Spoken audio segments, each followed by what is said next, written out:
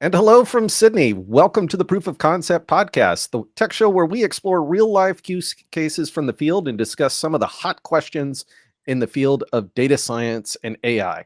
I am your host, Grant Case, and today we're joined by John Blicq. John is the Associate Director of Innovation and Partnerships at NAB and the author of two books, Digital Twins, The Next Human Revolution That Will Disrupt the Financial Services Industry, and recently released Metaverse and Financial Services, both available on both Kindle Unlimited and Amazon. So, welcome to the podcast, John. Thanks very much, Grant. Pleasure to be here with you today. So, I thought I would set up today's discussion about one of the topics that you're most interested in and have published about, and that's digital twins. So, recently, it was an GPT-3, the AI deep learning uh, algorithm that's out there, was let loose on a new language. And based upon its ability to understand existing languages and now a new language, it was able to make some inference on what, in effect, what new sets of languages and writing functions for a language it had never understood or never even seen.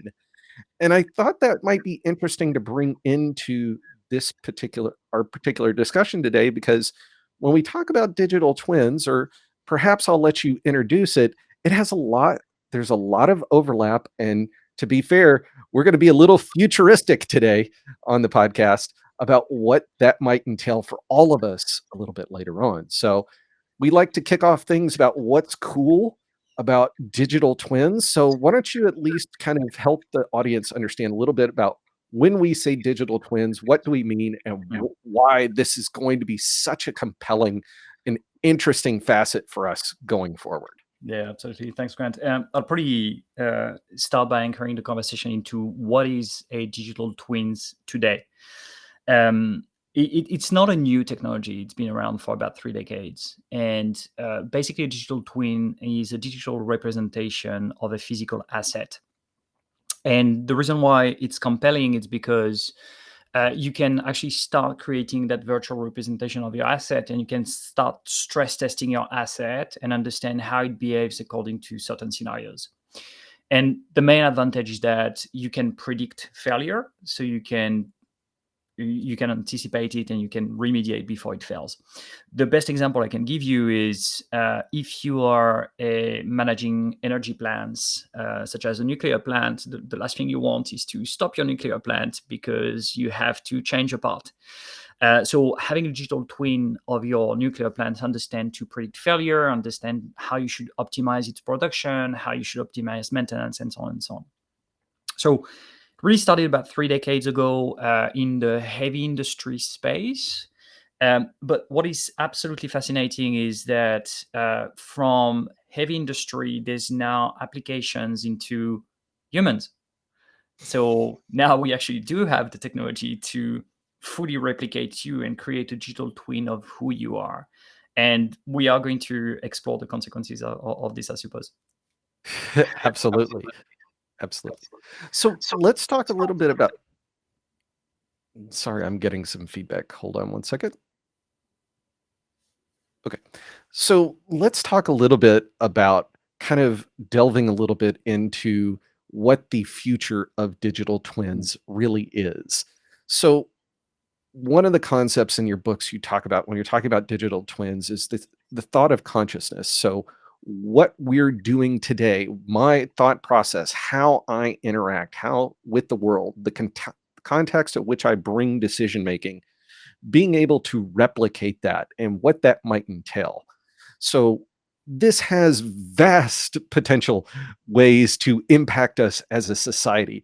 So, can you talk a little bit about what you believe some of the benefits of those digital twins will be for us Absolutely. going? Absolutely. So, probably starting with how it's unveiling. Um, so, we have the technology today to replicate how you look like. It's not easy, but it's highly doable. So, you can create a digital avatar that looks like you, Mhm. exactly like you, And this digital avatar on a screen like today between you and I where we're operating, this digital avatar can actually start picking up the micro expression of your face and answer your question, the question you may have, not only rationally, but also send you emotional signals and visual cues to send you the message that it understands what you are saying. What's really important here is 80% of the communication is actually nonverbal. So that technology is incredibly powerful when it comes to customer engagement or client engagement. But that's just for the physical representation of you as an avatar. And that's going to be incredibly helpful when we'll be talking about metaverse at some point. But it's not what's interesting. What's really interesting is that who you are can be digitally replicated. And by who you are, I mean the way you think. Because if you think about it, you are the byproduct of your emotions, you are the byproduct of your experience, you are the byproduct of your education, you are the byproduct of the environment you grew up in and evolved in.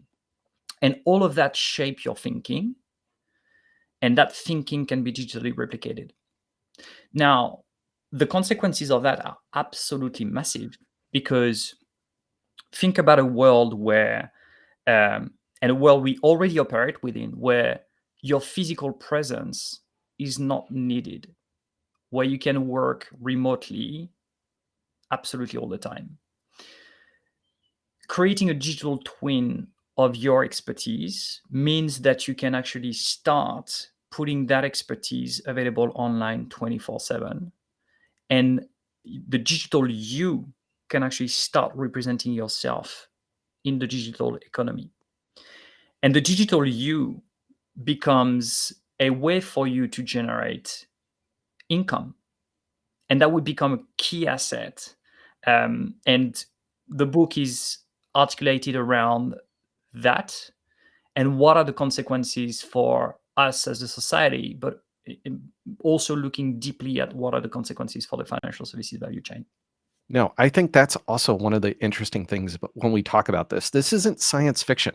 It's So not. when we talk about machine learning models, what are machine learning models learning from? They're learning from, in effect, all of the transactions, all of the different decisions that have been made. When we think about even language, these are the sorts of, we're just in effect taking lots and lots of data and applying that. One of the keys I came across an article by Gary Kasparov, the former our world champion chess manager or chess grandmaster. He talked a lot about kind of AI being this, you have to expose it to a lot of data, but the human intelligence is really building the context. And together, both of those make that incredibly powerful. So when we talk about what we're talking about with digital twins, we're really talking, how do we get that next level, that context? If I can take my set of decision making, what happens then? So what happens to me when Grant Case I could take everything of Grant Case and now I can be making decisions without even being there. What does that, how does that impact us? It's it's absolutely a fundamental shift. But just to double down on one point you made, this is not science fiction. Like some of the audience can think, oh, those guys are talking about 20 years, 30 years down the track. It's not. There's a company called Merlin AI, and they are exactly in that business of creating digital twins of who you are, and they're replicating your professional expertise. They are going as far as having a digital twin temp agency where you can actually register, and they will find work for you for your digital twin across the world. So it's not necessarily at scale today, but think about it from your perspective, and think about it from the perspective of society, of an advanced society. Western world, if you look at the ratio of service versus production in GDPs, 76% of the GDP is actually service driven. So it means that people like you, Grant, or people like me, we do not produce anything material or anything tangible. We only produce ideas. And those ideas materialize into processes, into products, into services, and generate money. But if I can replicate that digitally, and my employers or my multitude of employers can benefit from my expertise, from my digital twin, then physical John or physical Grant can spend their physical time doing something else. I'm going to sit in I'm going to be right behind that in that swimming pool behind you. That's where I'm going to be. Absolutely. But that also brings up an interesting point, because in our kind of pre-talk, we talked about this concept of what happens if, in effect, Grant Case, digital twin, who in, nothing, the internet never forgets is the meme I always talk about. We're talking about my consciousness, this context being, basically living in perpetuity. What does that mean from us from a, we talk a lot about things such as copyright, artists who have died, the ability of their heirs to basically continue to monetize music, songs, books, far beyond the life of the existing individual. What happens when we can do everybody can do that? I guess is a good question. Yeah, I think there's no answer to this at this stage, but there's a need for an answer, and there's a need for an answer pretty quickly, because fundamentally, that's in our lifetime we are going to experience the emergence of digital assets, and ownership of digital assets would be a key question. How do you protect your IP, or how do you make it open source? You may decide that your expertise might benefit the world and you don't want to monetize it and therefore offer it to the world. Or you might decide that actually your expertise is part of your digital legacy for your kids and you want to protect this. But there's no legal framework for this. I guess the closest is the one that you've described around musical rights or artists passing away and leaving the right to their heirs to monetize their IP. Yeah. But I guess an interesting question really for me when it comes down to this is, we were talking in our pre meeting about what happens when we have, let's say Elon Musk, Jeff Bezos, Bill Gates have, we're sitting 30 years down the road, and effectively their consciousness decide to come together and we're going to create a new product. Who owns that at this point?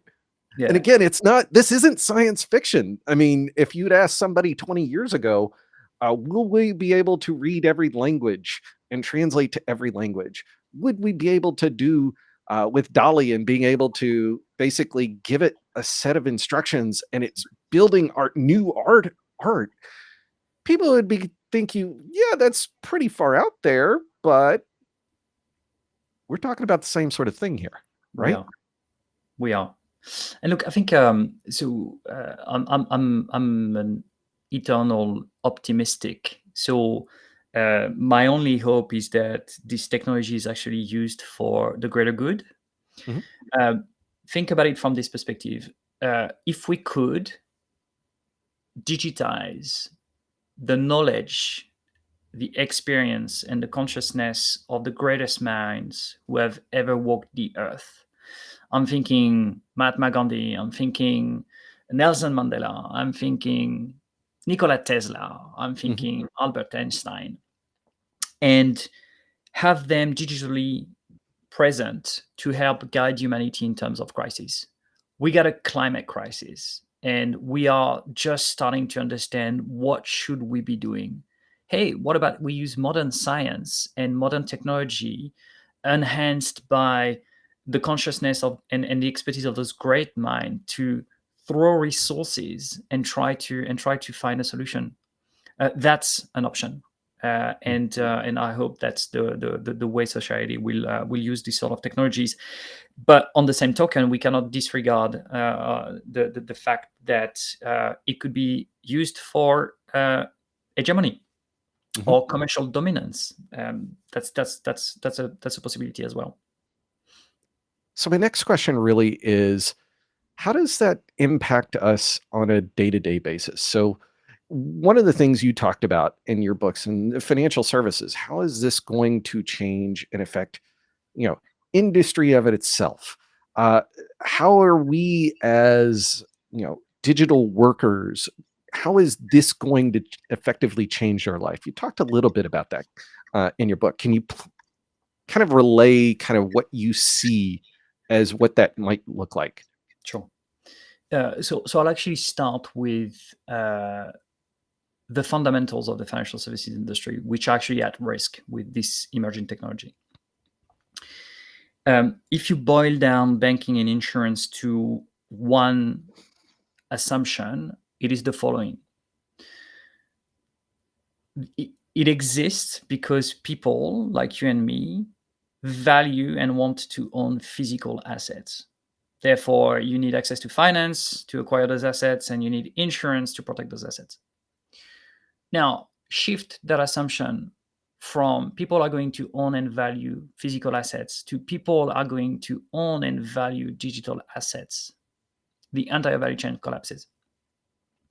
And now think forward into this world where you can replicate yourself and that digital you is generating your income. You don't care about your house. You don't care about your vehicles. You don't care about all the material stuff that you've acquired. The only thing you want to finance and protect is your digital twin, because your digital twin operates on your behalf and constitute a source of income through thousands of interactions 24/7 all across the world. I think just in general, if we start, I think in general, when we talk about this, I think about like, uh, you know, workman's compensation, or some sort of injury insurance, right? Typically, I would take that out because I myself can't deal with that, right? If I am somehow disabled, I can't continue to work. If I have long-term disability insurance, what we're talking about here, what does that mean for like in the digital realm? What constitutes a long-term disability for my digital twin? Is it the shift and change of an asset? Is it a shift and a change of the way things work? How does that impact? Yeah. So look, this one of the impact could be that's especially relevant for the insurance industry. They would have to figure out a way to create algorithmic insurance product whereby they are saying, I certify that the knowledge, the experience, the expertise of Digital John is actually grounded into some form of proof points. And therefore, if Digital John is being hacked and Digital John cannot generate revenue for Physical John, then here's an insurance product. So that's a very concrete use case of what could be a mechanism of protection for your digital asset. Mm-hmm.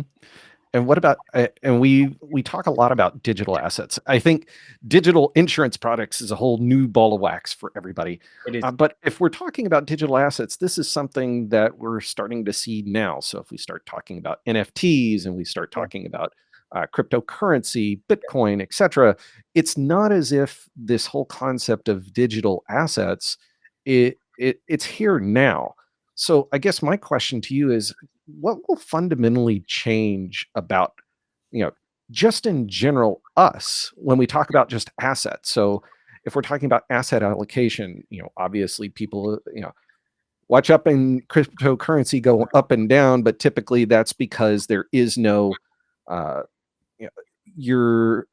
it's fiat currency, and that it's ascribed to whatever the value is. Now we have a digital asset that effectively can create a revenue stream versus Whereas, Bitcoin is what I'm willing to pay for it in the open Yeah, market. Now it's grant case context and thoughts and ideas that I can now produce and send to work, for yeah, example. yeah. And I guess the fundamental distinction is the digital assets that we know today, being NFTs, being cryptocurrencies, and so on, are highly speculative. Versus your digital twin will be a very stable asset generating income, and the beauty of it is you can enhance its value not through speculation but through transaction of IP modules. I'll give you an example. I work in innovation, and I'm a strategist by background. I'm not a technologist. My job is to understand how technology can marry up with emerging human needs and the financial services industry. But I have zero expertise when it comes to technology. I have zero expertise when it comes to applying technology, like writing code. Don't know how to do this. But think about it from this perspective. I can enhance my digital twin with my IP by borrowing yours, or getting access to it. Oh, wow. You have the credentials in that space.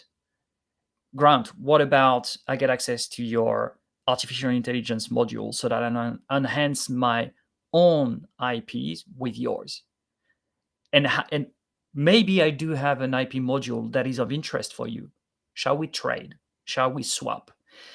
And not only by doing this, we are doing two things. We are enhancing us as humans, but we also enhancing our digital versions, and we are cross-pollinating and creating those not perfect digital entities, but we are creating something which is incredibly valuable and which is completely fit for purpose. I want to download the latest French speaking module because I noticed that 85% of my recent take up are actually in the French native speaking world. So digital twin apply my knowledge into French. Nothing stops us from thinking that it could be the case. That is not speculative. It is enriching a very stable assets which you own and which generates most of your revenue. I just I think the Matrix and Neo basically downloading. I know kung fu. Yeah, Kung I know fu. Kung Fu. I know Kung Fu. How much is it? Yeah, We could truly. we could use crypto or digital currency as a way to exchange those modules, but that will remain the speculative assets in the service of the stable one.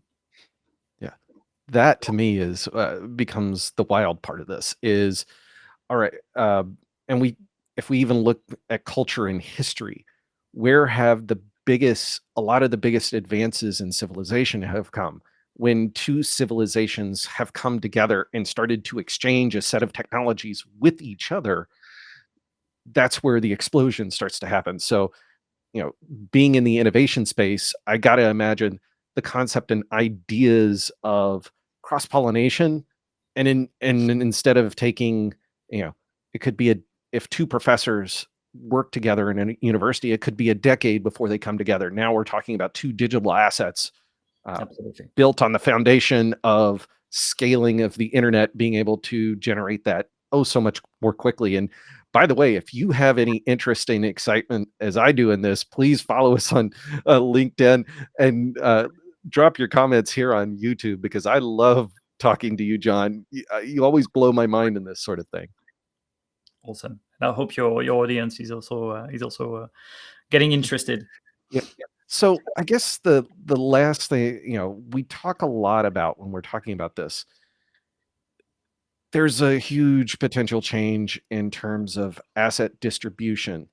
There's also the ability, we talk a lot about data IQ, we talk about responsible AI, we talk about AI governance.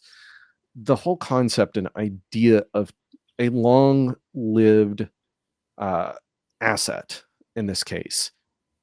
What happens to us as a society? We already have income inequality. What Yeah. happens in effect when we start to, let's say, my heirs decide to sell my digital twin to a collective, right? Are we not, you know, isn't there the possibility that we start to concentrate and create even more income inequality? But now it's not just income inequality; it's now, um, for lack of a better term, brain power or context Yeah. as a part of this. If we're taking, if I can take, the next Albert Einstein or the next Tesla, and I start bringing them together, aren't we going to exacerbate a lot of what we're talking about Yeah. today?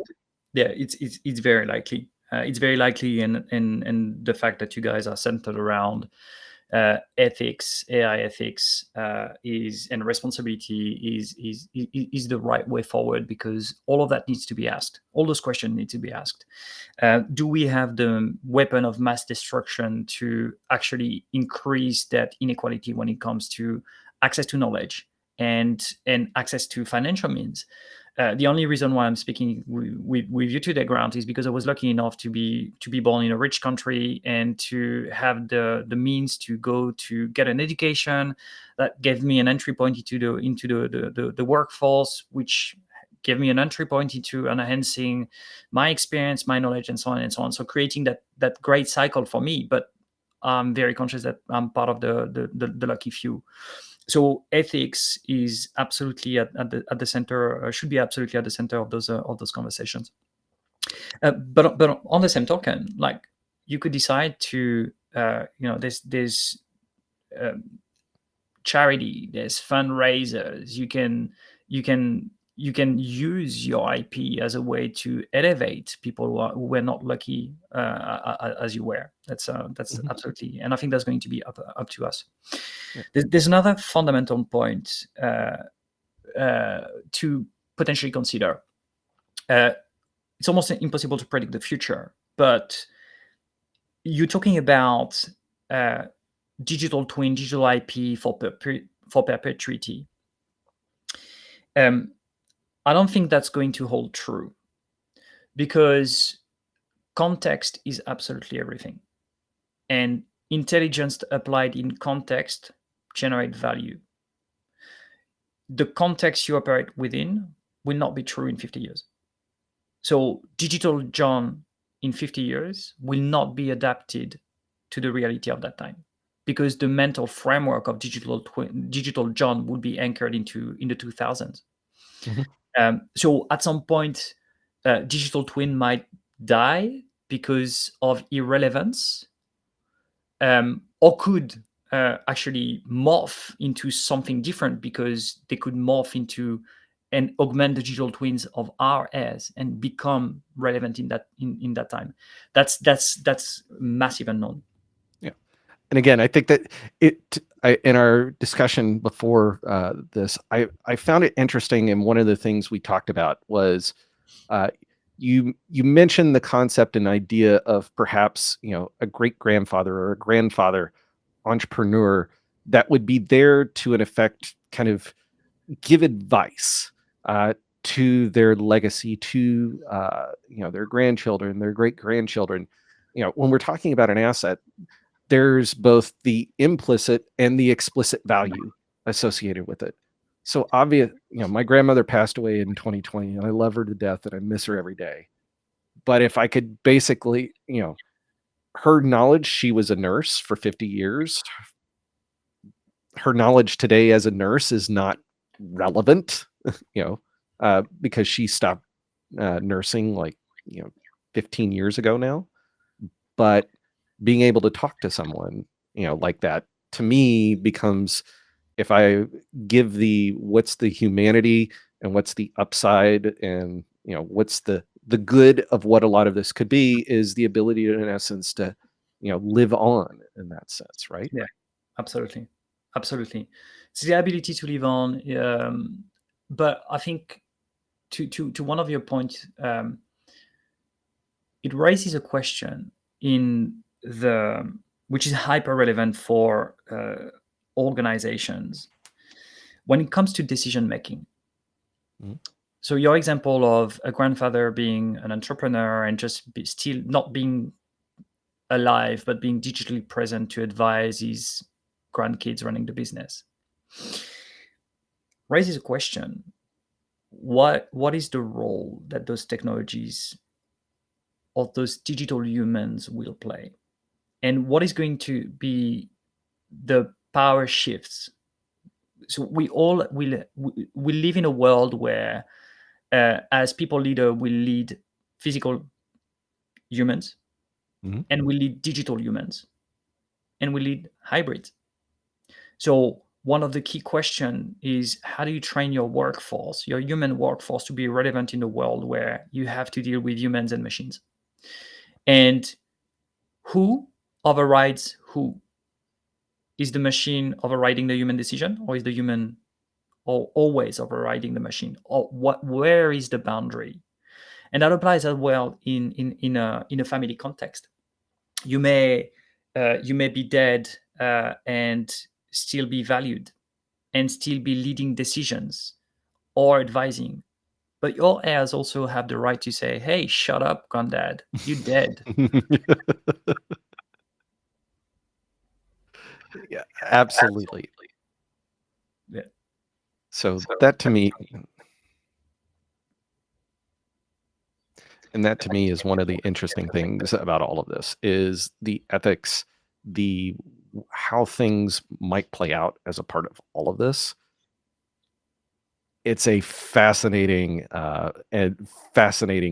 ideas, and typically we talk about predictions, but I almost don't even want to talk about predictions. But it's not necessarily what's going to happen in 10, 15, 20 years, but what's going to happen in the next 2 to 3 in your Mm, mind with mm. all of this.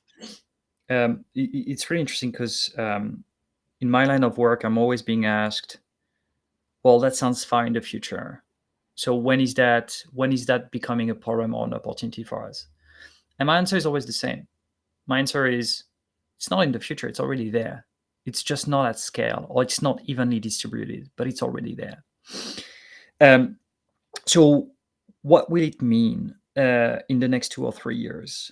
Um, it's still very early stage, and I think it will grow into niches, into very, very specific areas for which the technology is actually hyper relevant today. I'll give you one example. In financial services, heavily regulated industry, um, anti-money laundering, fraud mitigations are a massive problem. It's a massive problem, and it turns out that because it's heavily regulated, it's actually easier to replicate human knowledge and transfer that to a machine that can deal with a lot of volumes, where the humans are actually going to spend most of their time working on high value, hyper complex space. So it's likely to grow in those kind of niche, and there's entire areas of industries which are already at risk. Thinking especially in customer facing roles, call centers, where it's already being used, where machines are dealing with most of the AI volume. assistants and AI, that sort of thing. AI, but which is great because uh, you could easily assume that 80% of the volumes which are being received in a call center are actually always the same. It's low value, it's high volume, and it gives the opportunity for the human to spend meaningful time with customers, answering them on or advising them on complex problems, where human interaction is actually still going to be the go-to. Um, but I think, going back to my earlier point, I think it's going to start in and scale in niche, and once the technology gets better and better, and there's an adoption, it's going to move into more complex spaces. Awesome. And I am fascinated by this entire because you hit like all of the interesting aspects. You're talking about the future, financial services, crypto, digital twins. It's like you, and you're not a technologist, which is the fascinating part about this, John, is like yeah, to me, that is, it shows a lot of what's going to be necessary in the next 20 years. There's so much value in everyone and their expertise, whether that's a digital me or it's me myself. So I want to thank you for the conversation, and I want to thank everyone here on the Proof of Concept podcast. Please, if you have thoughts and opinions here, we'd love to hear them. Please follow us on LinkedIn. Drop some comments on YouTube. Take care. Thanks. Thank you, John. Please pick up his 2 books, The Digital Twins, the Human Revolution that will disrupt the services industry, and also financial services and the metaverse. So thank you so much, John, and take care, everybody. Thanks very much, Grant. Take Bye. care.